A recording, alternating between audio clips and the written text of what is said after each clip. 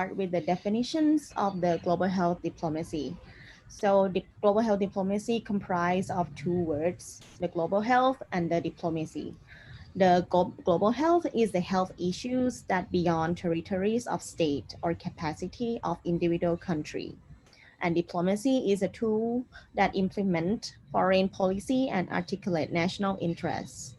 Thus, the global health diplomacy is the multi-level and multi-actor negotiation processes that shape and manage the global policy environment for health. Next slide, please.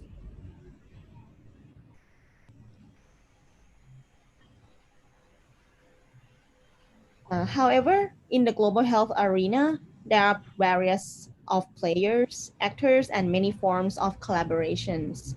We might be able to group those collaborations as follow. Collaborations with United Nations agencies, specialized agencies, and non-United Nations agencies, regional collaboration, multi-collaboration, and bilateral collaboration. There are many platforms and collaboration in the global arena. However, in this presentation, we would like to present some platforms for an example. So let's explore in more details of each collaboration. Thank you. First is the United Nations Health-Related Agencies. UN or United Nations is an international organization founded in 1945 and currently have 193 member states. Its mission is to maintain international peace and security. Now, UN headquarters is located in New York, United States, and have 5 regional offices. Within the United Nations system, there are many organizations established for specific missions, such as the Children's Fund or Unicef, founded in 1946 to provide humanitarian and developmental aid to children. WHO or World Health Organizations. It is the leading organization of health founded in 1948 to specifically promoting and protecting health worldwide. WHO headquarters is located in Geneva, Switzerland, with 6 regional offices. The United Nations Population Fund, or UNFPA, founded in 1969, is also support WHO work in reproductive, adolescent, and maternal health. The other agencies that assist the work of WHO is the Joint United Nations Program on HIV/AIDS, or UNAIDS, founded in 1994 to end HIV/AIDS globally by 2030. Next slide, please.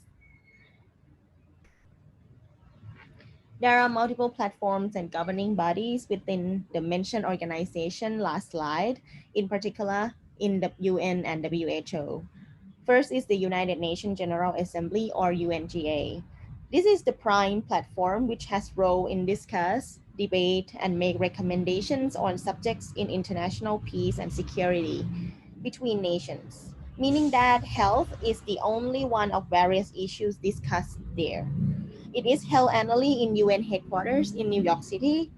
The outcomes of UNGA become global directions such as Sustainable Development Goals, or SDG, as you know, and UNGA resolutions. For WHO, there are 3 platforms. First is the WHO Executive Board, or EB. The EB consists of 34 member states of WHO elected in 3-year terms as executive board.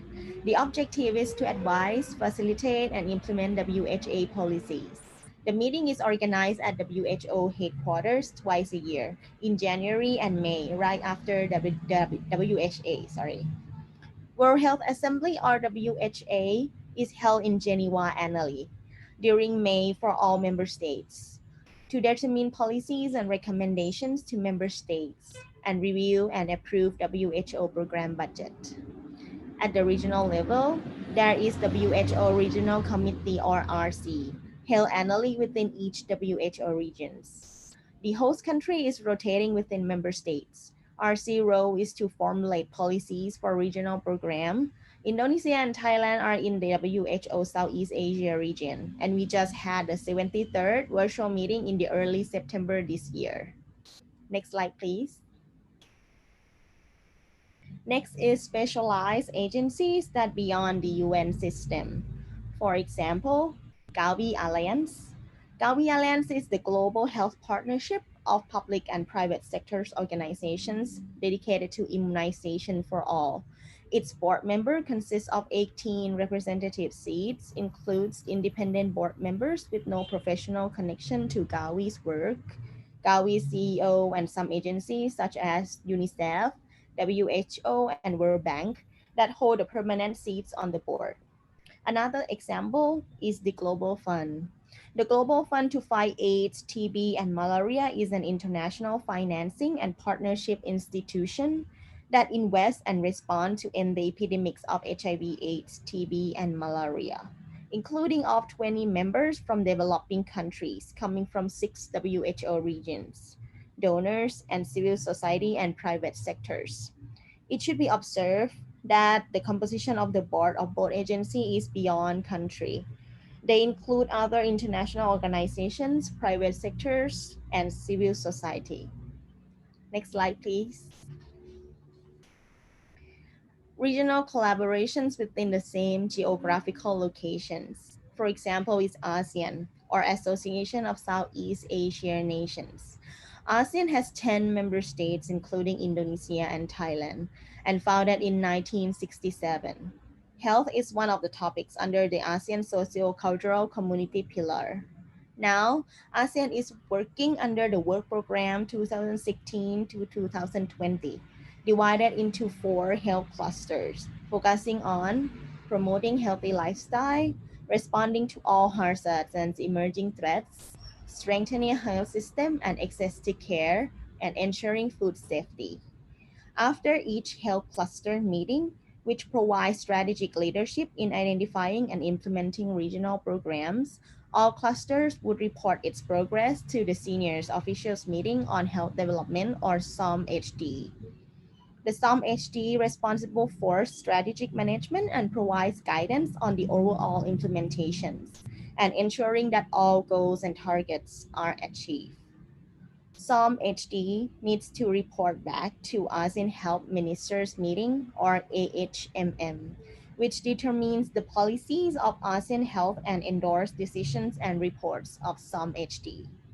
Lastly is the ASEAN Summit, that leaders from ASEAN member states come to discuss global issues related to economic, political, security, and social cultural development of Southeast Asian countries, strengthening cooperation and also making decisions. Next slide, please.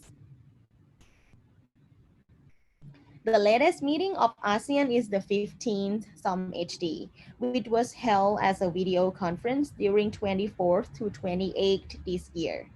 The meeting is led by Indonesia as the chair of the meeting and Lao PDR as a vice chair to discuss and follow up with works from each health clusters. Next slide, please.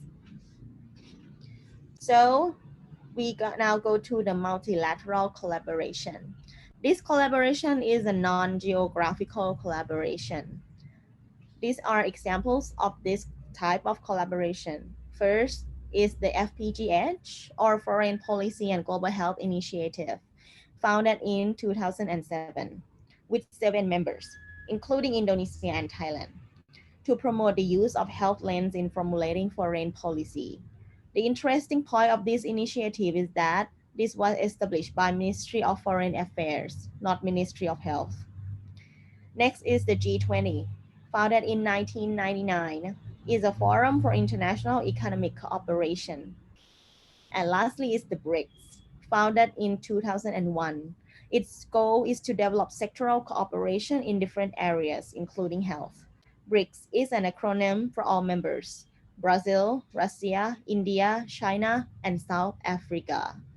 Next slide, please. So I will use FPGH as an example. FPGH is one of the significant platforms in global health since it created a dialogue on the linkage between health and foreign policies, managed by Minister of Foreign Affairs and Minister of Health. The movement is at UNGA, which FPGH proposes global health and foreign policy agenda every year, as shown in the picture on the right. Every year, FPGH drives global health agenda, and the outcome is UNGA resolution. Its chairmanship rotates by alphabetical order. Currently, Indonesia is the chair of APGH. Example of its achievement is FEGH led and had driven the agenda of universal health coverage in the global level in 2012, 2017 as marking 12 December as International UHC Day and calling for the convening of UN high-level meeting on UHC in 2019. Next slide, please. On 3rd September this year, there was a virtual meeting on collective actions to ensure the worldwide accessibility and affordability of vaccines and medicines, which is the critical issue in the context of COVID-19. The Ministry of Foreign Affairs attended this meeting. Next slide, please. Next is the bilateral collaboration. This collaboration is usually the government to government collaborations. Organizations that cooperate bilateral collaboration such as JICA of Japan, TICA of Thailand, and USAID of USA, etc. So, for instance, GLOW UHC is one of the bilateral collaboration between Japan by JICA and Thai government by MOPH and National Health Security Office to strengthen capacity of Thailand and participating countries on the implementation of UHC on global health diplomacy. GLOW UHC identify three outputs or objectives. First is to build up capacity of Thailand. Second is that Japan and Thailand work together to strengthen capacity of other countries, in particular developing countries in ASEAN member states. The last is to share experience at global level.